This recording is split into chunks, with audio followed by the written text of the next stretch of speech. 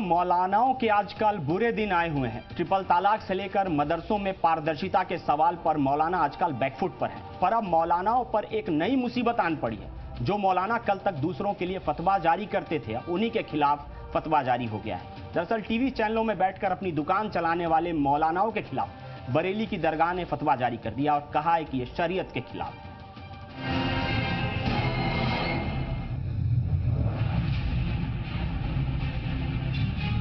जो रिपोर्ट आप लोगों ने बनाई है ना, मतलब पहले से आपने देश के लोगों को बता दिया कि हिंदुस्तान के जितने दाढ़ी टोपी वाले हैं ये सब औरतों के दुश्मन हैं।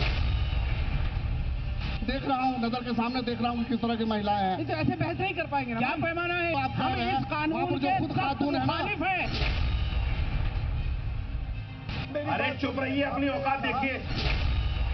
टीवी चैनल्स के स्टूडियो में बैठकर गर्मा गर्म डिबेट में विरोधियों से दो दो हाथ करते मौलानाओं की तस्वीरें आज बेहद आम हैं।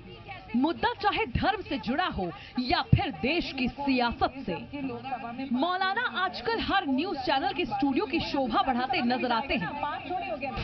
लेकिन धर्म की दुहाई देने वाले इन मौलानाओं के सामने अब स्टूडियो और कैमरों की चकाचौंध छिनने का खतरा खड़ा हो चुका है।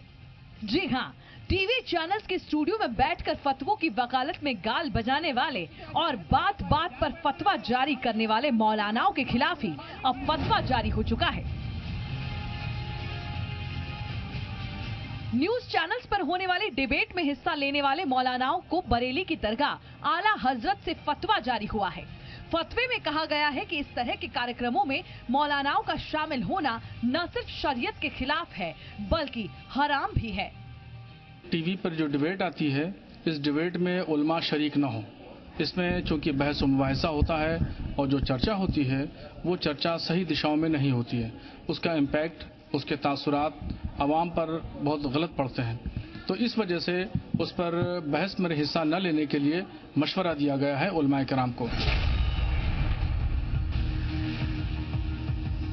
दरअसल मुसलमानों और इस्लाम की नुमाइंदगी का छाती ठोक कर दम भरने वाले इन मौलाना और मौलवियों की आजकल टीवी चैनल्स में काफी खिंचाई होती है। अपनी औकात देखिए, क्या औकात है आपकी? मौलाना साहब, मुझे ये ना पसंद, मैं आवाज बंद कर रही हूँ। देख रहा हूँ, नजर के सामने देख रहा हूँ किस तरह की महिलाएं हैं। अब हमारे साथ जो मौजूद महिलाएं उन पर कोई सवाल नहीं उठाएंगे। चुप होइए, बस चुप।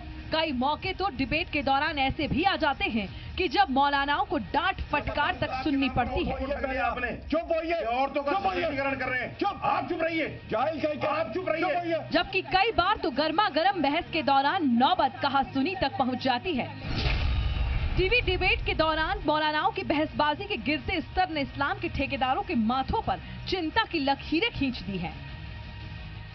आपने देखा होगा कि बहुत सारे ऐसे मसाइल हैं, बहुत सारे ऐसे इश्यूज हैं जिसमें बात होती है और उसका रुख बहुत गलत सिमतों में चला जाता है और उसका तासुर बहुत गलत कायम होता है हमारे समाज पर भी और हमारी कौम पर भी। तो इस वजह से मना किया गया है। मौलानाओं के टीवी डिबेट में हिस्सा लेने पर फतवा जारी करने के लिए भले ही बहस के दौरान होने वाली बदजुबानी को जिम्मेदार ठहराया जा रहा हो, लेकिन इसकी एक बड़ी वजह मौलानाओं पर लगने वाले आरोप भी हैं। पिछले कुछ वक्त से मौलानाओं पर ये आरोप लगते रहे हैं कि वो पैसे लेकर टीवी चैनल्स की डिबेट में हिस्सा लेते हैं और डिबेट के दौरान पैसे की खातिर जानबूझकर डांट फटकार और बेइज्जती झेलते हैं।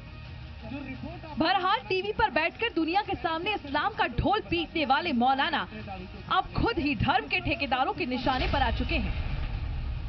हालांकि यहाँ एक बड़ा सवाल ये खड़ा हो रहा है कि चिल्ला चिल्लाकर फतवों की वकालत करने वाले मौलाना क्या आप टीवी डिबेट से दूरी बना लेंगे या फिर किसी टीवी चैनल के स्टूडियो में कैमरों की चकाचौंध के सामने बैठकर इस फतवे पर ही बहस करते नजर आएंगे।